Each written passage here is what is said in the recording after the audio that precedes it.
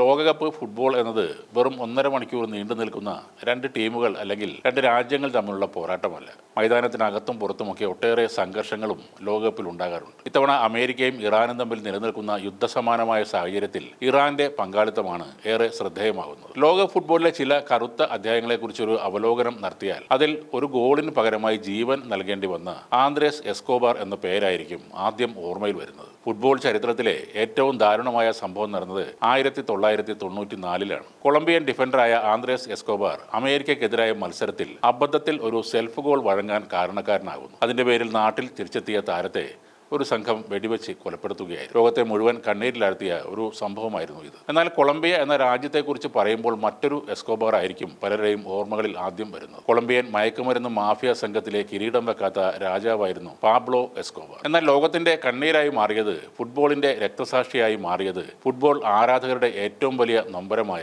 Andrés Escobar ആണ്. കളിക്കിടെ പറ്റിപ്പോയ ഒരു ചെറിയ തെറ്റിന് തന്റെ ജീവൻ തന്നെ വിലയായി അദ്ദേഹത്തിന് നൽകേണ്ടി വന്നു. 94-ലെ ലോകകപ്പ് ഫുട്ബോൾ മത്സരത്തിന് ഏറെ പ്രതീക്ഷകളുമായാണ് കൊളംബിയ എത്തിയത്. ലാറ്റിൻ അമേരിക്കൻ യോഗ്യതാ മത്സരങ്ങളിൽ ഒന്നാമത് എത്തിയ കൊളംബിയ അർജന്റീനയെ അവരുടെ നാട്ടിൽ എതിരില്ലാത്ത 5 ഗോളുകൾക്കായിരുന്നു തകർത്തത്. സാക്ഷാൽ കാർലോസ് വാൽഡർമയും ഫ്രെഡി റിങ്കോണും അലക്സ് ഗാർസിയയും ആസ്പ്രിലയും ഒക്കെ അടങ്ങിയ കൊളംബിയയുടെ സുവർണ തലമുറ ആ ലോകകപ്പ് ഉയർത്തും എന്ന് പ്രവചിച്ചത് ഇതിഹാസ താരം പെലെ തന്നെയായിരുന്നു. എന്നാൽ ആദ്യ മത്സരത്തിൽ റൊമാനിയയോട് 3-1 ഞെട്ടിക്കുന്ന തോൽവി വഴങ്ങിയ കൊളംബിയയ്ക്ക് അമേരിക്കയ്ക്കെതിരായ രണ്ടാം മത്സരത്തിൽ ജയം അനിവാര്യമായിരുന്നു. എന്നാൽ മത്സരത്തിന്റെ 22-ാം മിനിറ്റിൽ എസ്കോബാറിന്റെ കാലിൽ തട്ടിയ പന്ത് സ്വന്തം വലയിൽ പതിച്ചപ്പോൾ പലരും അദ്ദേഹത്തിന്റെ ജീവന് തന്നെ വിലയിട്ടിരുന്നു. ആ മത്സരം 2-1 തോറ്റ കൊളംബിയ മൂന്നാം മത്സരത്തിൽ സ്വിസ് ടീമിനെ 2-0 തോൽപ്പിച്ചിട്ടും ലോകകപ്പിൽ നിന്ന് പുറത്തായിരുന്നു. ആകെ തകർന്നുപോയ എസ്കോബാർ പക്ഷേ എന്താണ് സംഭവിക്കാൻ പോകുന്നതെന്ന് ഒരിക്കലും പ്രതീക്ഷിച്ചുമില്ല. ആ അബദ്ധത്തിന് തനിക്ക് നൽകേണ്ടി വരിക തന്റെ ജീവനായിരിക്കുമെന്ന് 27 വയസ്സുള്ള അയാൾ സ്വപ്നത്തിൽ പോലും പ്രതീക്ഷിച്ചു കാണില്ല. നേരത്തെ പറഞ്ഞ മയക്കുമരുന്ന് മാഫിയ തലവൻ പാബ്ലോ എസ്കോബാറിന്റെ ജന്മനാടായിരുന്നു കൊളംബിയൻ നഗരമായ മെഡലിൻ.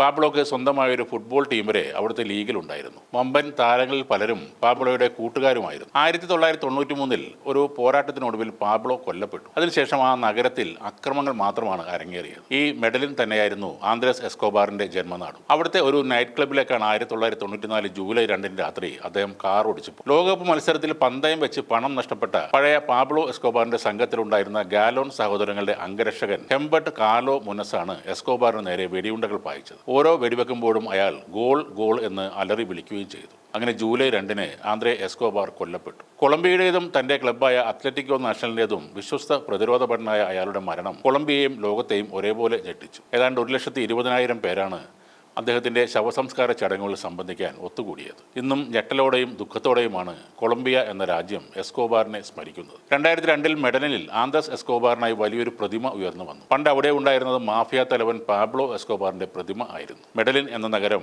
അവരുടെ യഥാർത്ഥ ഹീറോയെ അങ്ങനെ ആദരിക്കുകയായിരുന്നു. ഫുട്ബോളിന്റെ കണ്ണീരോർമ്മയായി മാറിയ ആന്ദ്രേ എസ്കോബാറിനെ ലോകത്തുള്ള എല്ലാ ഫുട്ബോൾ പ്രേമികളും ഇന്നും മറന്നിട്ടില്ല. ഓരോ ലോകകപ്പ് വരുമ്പോഴും ആ ഓർമ്മകൾ ഫുട്ബോൾ ആരാധകർ പങ്കുവെക്കുകയും ചെയ്യുന്നു. അങ്ങനെ മരണമില്ലാത്ത ഒരു ഓർമ്മയായി നിലനിൽക്കുകയാണ് ആന്ദ്രേ എസ്കോബാർ എന്ന താരം.